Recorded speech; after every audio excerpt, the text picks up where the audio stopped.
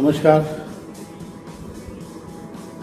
मैं कमांडर अशोक राउत, राष्ट्रीय अध्यक्ष राष्ट्रीय संघर्ष समिति EPS 95।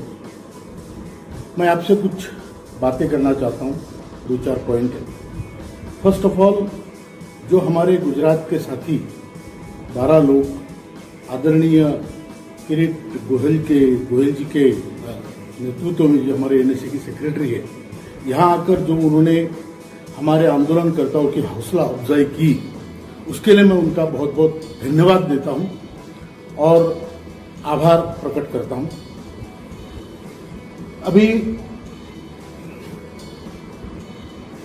हाल ही में EPS 95 के बारे में कई फोन आ रहे हैं, हमारी पेंशन के बारे में।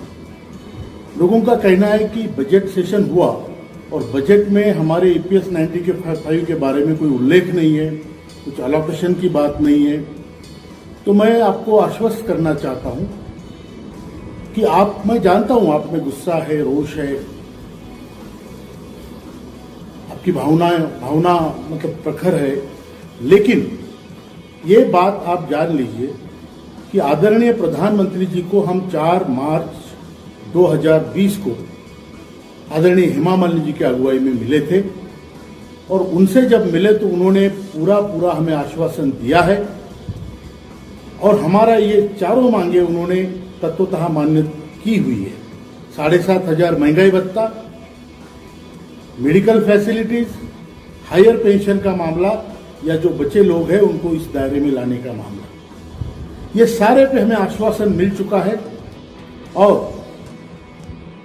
इसी के तहत इसको आगे बढ़ाते हुए हमने महासंपर्क अभियान शुरू किया है, जो कि हमारे सारे देश के जो आदरणीय MPs हैं, आदरणीय CBT मेंबर्स हैं, हमारे आदरणीय ट्रेड यूनियंस के लीडर्स हैं, इन सभी को हम अप्रोच कर रहे हैं, अप्रोच किया है और उन सबके हमें आशीर्वाद प्राप्त है।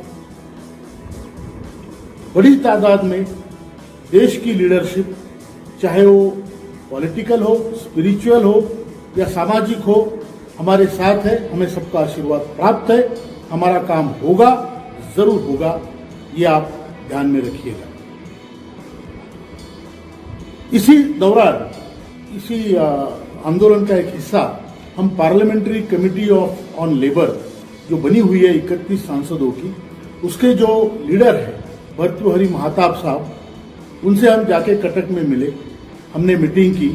हमने अपनी तरफ से, अपनी संगठन की तरफ से जो एक बहुत ही महत्वपूर्ण रिपोर्ट है, जो अहवाल है, हमने उनको सादर किया और उनसे कहा कि ये देखिए, इसमें पूरा मतलब हिसाब किताब है और हम ये मानते हैं कि हमारे पैसों में हमारी मांगे पूरी हो सकती है।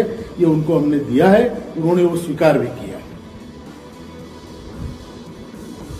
आप सभी जानते हैं कि 26 जनवरी 2020 के बाद आदरणीय लेबर मिनिस्टर, कामगार मंत्री जी के रिक्वेस्ट पे हमने पूरे देश के सारे आंदोलन वापस लिए हुए हैं।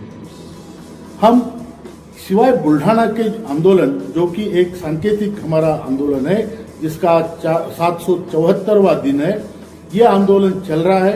बाकी सारे आंदोलन हमने बंद कर दिए हैं।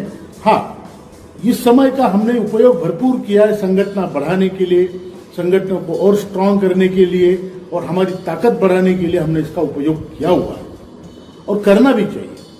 यह हमारा संपर्क अभियान तब तक चलता रहेगा जब तक कि पार्लियामेंट का सेशन खत्म नहीं होता। इसलिए मैं आपसे रिक्वेस्ट करता हूं कि अभियान को और जोर से तेज चलाइए, ज्यादा से ज्यादा लोगों से संपर्क कीजिए। महत्वपूर्ण लोग, जो देश के निर्णायक लोग हैं, उनसे संपर्क कीजिए, हमारी समस्या उनको बताइए। तो हमने सारे आंदोलन वापस लिए हैं, इसलिए हम किसी भी आंदोलन का, किसी भी पॉलिटिकल आंदोलन का या अदरवाइज आल्सो हम देश में समर्थन नहीं कर रहे हैं। ये मैं बड़ा स्पष्टतया कहना चाहता हूं कि आपके मन में कोई कंफ्यूजन ना रहे।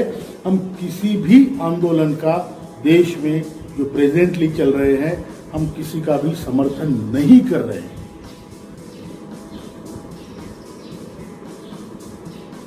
अंत में मैं आपसे इतना ही कहूंगा कि एक विचार है कि 1 मई को, कामगार दिन को, हम राष्ट्रीय अधिवेशन रखेंगे उसके पहले एक दिन 30 अप्रैल को हम